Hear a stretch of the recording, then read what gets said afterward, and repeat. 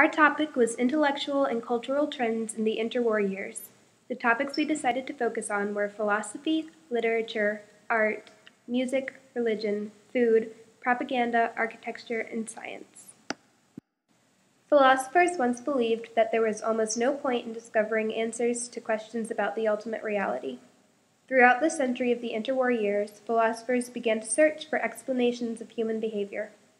Two of the most influential philosophers were Ludwig Wittgenstein, who along with Bertrand Russell founded the school of logical positivism. Logical positivism then emerged as a scientific philosophy which was further developed by the Vienna Circle, whose leader was Rudolf Carnap. Philosophy was used to discover truth using the facts of the physical environment.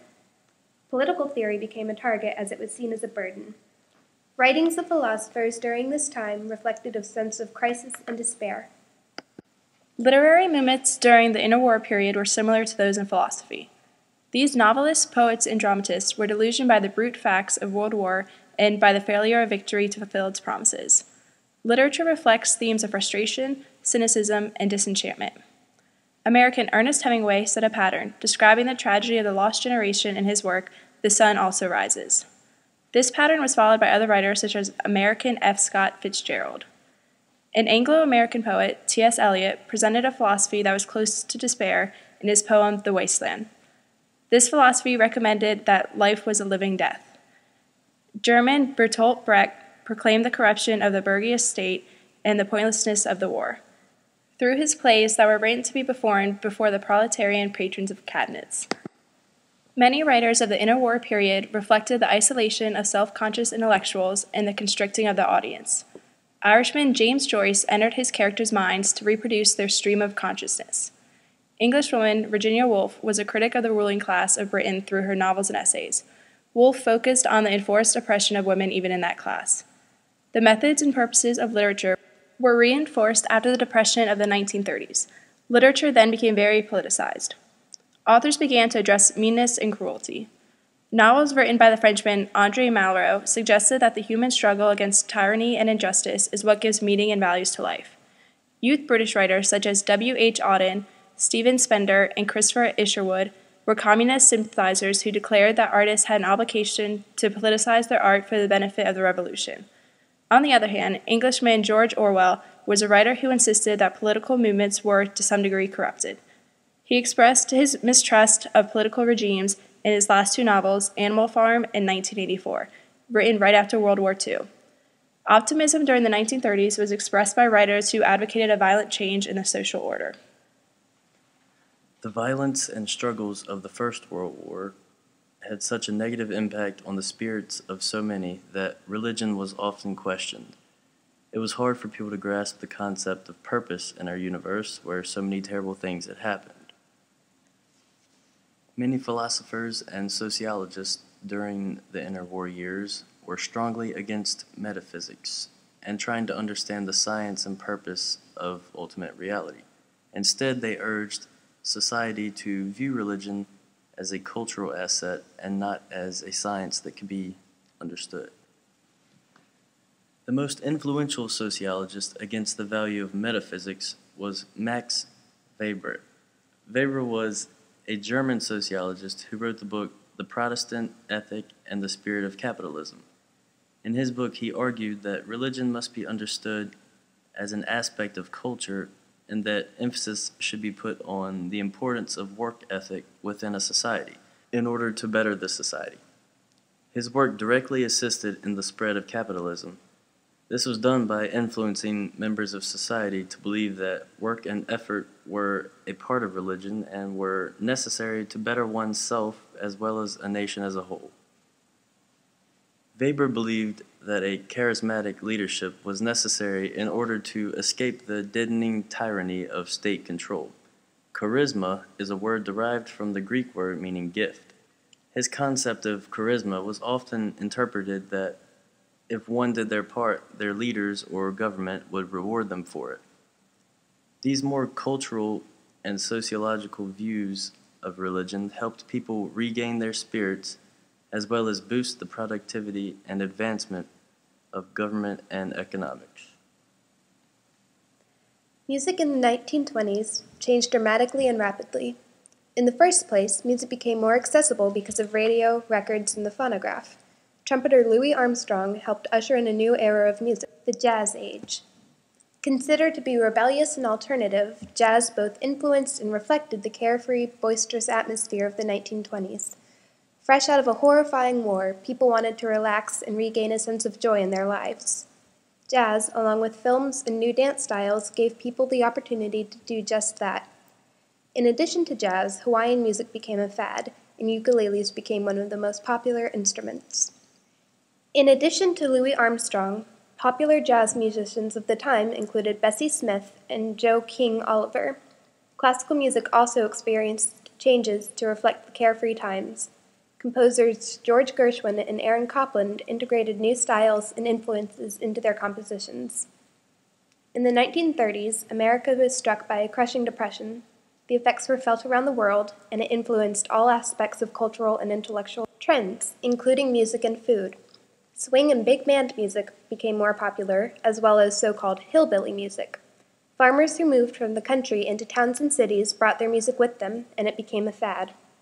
Music helped people cope with the depression. Benny Goodman led a popular band, while Billie Holiday called awareness to the horrors of racism with her song Strange Fruit. Although African American musicians were extremely well liked, they were often only heard on recordings due to segregation of live performance venues. Food in the interwar years changed a great deal due to technology and the Great Depression. Prohibition, which was passed in 1919, forbade manufacturing, importing, selling, and consuming alcohol.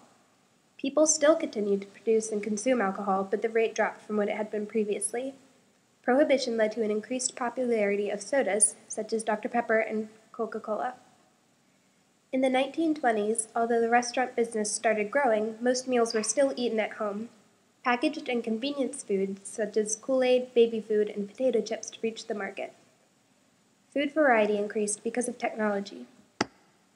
Growing numbers of people were able to eat foods like grapefruit, broccoli, and bananas, and food prices decreased due to the emergence of chain grocery stores and agricultural advancements. In the 1930s, the importance of vitamins was realized in Western nations. Vitamin supplements and vitamin-enriched foods were seen for the first time.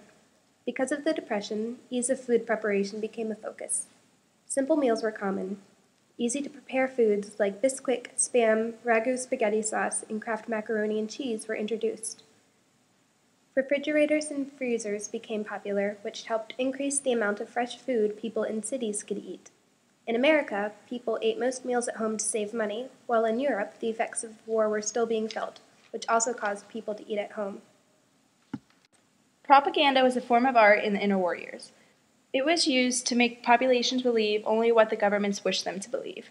19th and 20th century governments encouraged literacy, fearing an ignorant working class as a revolutionary threat. Authoritarian regimes then used education as a means of propagating a party line. Youth programs instructed children in the virtues of the state. Adolf Hitler wrote in Mein Kampf, "All effective propaganda has to limit itself to very few points and to use them like slogans." Using propaganda was made more effective by mass circulation through publishing, radio, and motion pictures. Newspapers reached a wider audience than ever before, but only printed what the state wanted to be printed. Party political broadcasts were heard through the radio, whose repetitiveness led to people accepting and believing what they knew to be untrue. The film Triumph of the Will was a visual hymn to the Nordic race and the Nazi regime. The Russian director, Sergei Eisenstein, rewrote Russian history on film to serve the ends of the Soviet state. The Western democracies was not manipulated by the state. Advertising became an industry after the realization of the mass markets of newspapers, magazines, and radio. Popular culture and propaganda remained a powerful and alarming new fact of life. Powerful because of vast audiences, and alarming because of its ability to control the minds of men and women. During the interwar years, trends in art were similar to trends in literature, in the sense that both explored frontiers far beyond the average conventional taste. The two were also similar in that they expressed darker and more painful perceptions of life. For example, George Grasset's painting titled The Funeral Procession is a very dark and negative portrayal of death triumphing over humanity as a result of man's past decisions and what the world was becoming. Expressionists argued that a painting didn't need to have a subject or protocol. However, many works of art during the interwar years dealt with political thoughts and opinions because of the many conflicting beliefs and obviously also because of the situations that were occurring globally at that time. Science started with the German physicist Albert Einstein, who was theorizing and experiments were revolutionizing. Einstein began to challenge not to the older concepts of matter, but practically the entire structures of traditional physics. Einstein set out to work to reconstruct the scheme of the universe in accordance with a different pattern. Einstein added a new dimension of time and represented all four as fused in the synthesis that is called the space-time continuum. He theorized had major influence in participating another revolutionary development in physics, the splitting of atoms to release the energy contained within it. Einstein became convinced of the equivalence of mass and energy and worked out a formula which is expressed as E = mc squared.